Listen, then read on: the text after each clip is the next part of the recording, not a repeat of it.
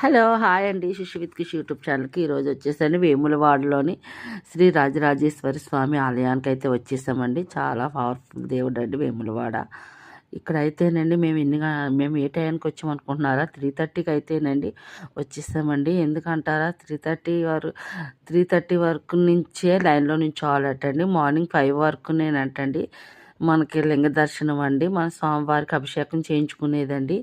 ఎందుకంటారంటే మరమ్మతులు జరుగుతున్నాయంటండి గుడికండి. అందుకని స్వామివారికి దర్శనాలు ఓన్లీ దర్శనం మాత్రమే ఉంటుంది, అభిషేకాలు ఉండవటండి. ఓన్లీ మార్నింగే పెట్టారండి. దాని ప్రకారమేనండి మేమైతే మార్నింగ్ 3:30కి అయితే వచ్చేసామండి. అభిషేకం చేయించుకోవడానికి. అభిషేకం చేయించడం వాళ్ళు ఏం చేయరండి, మనమే చేసుకోవచ్చండి. స్పర్శలింగం స్పర్శించుకోవచ్చండి. లింగానికి కూడా లోపలికి వెళ్ళొచ్చండి.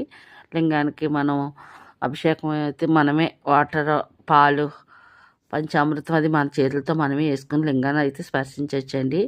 అందుకని 3:30కి అయితే 5 వరకు ఉందండి ఈ దర్శనం.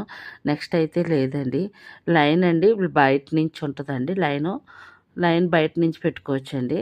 లైన్ లేకపోతే లోపల లైన్ ఉంటుందండి. ఆ లైన్ ప్రకారం వెళ్ళమన్నారండి. మేమైతేనండి ఇక లైన్లోకి వచ్చేస్తామండి. చూడండి, లైన్లో అందరం ఉన్నామండి. ఇంక లోపల దర్శనానికి అయితే ఇంకొక హాఫ్ అన్ అవర్లో అయితే వదులుతారటండి. 4 నుంచి 5 వరకునంటండి ఈ దర్శనం. అందుకేనండి మేము ముందుగా వచ్చేసామండి.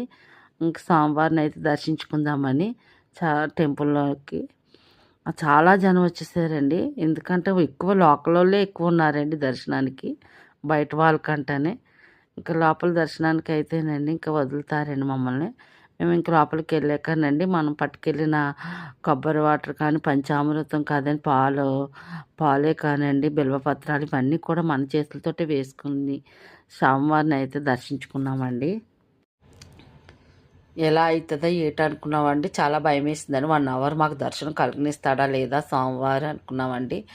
అంతే రాజరాజేశ్వర స్వామివారు అయితే మమ్మల్ని అయితేనండి దర్శనం చాలా బాగా ఇచ్చారండి. చాలాసేపు అయితేనండి దర్శించుకున్నామండి. చాలా మంచిగా అనిపించిందండి. ఇంకా అక్కడి నుంచి అండి కోనేరు దగ్గరికి కూడా వచ్చామండి.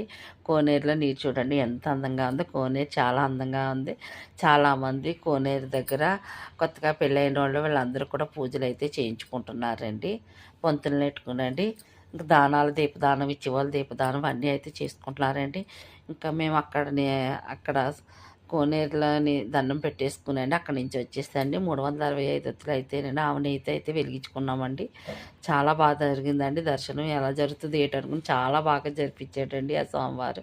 మరి ఈ వీడియో మీకు నచ్చినట్లయితే షేర్ చేసి, లైక్ చేసి, కొత్తగా చూసిన సబ్స్క్రైబ్.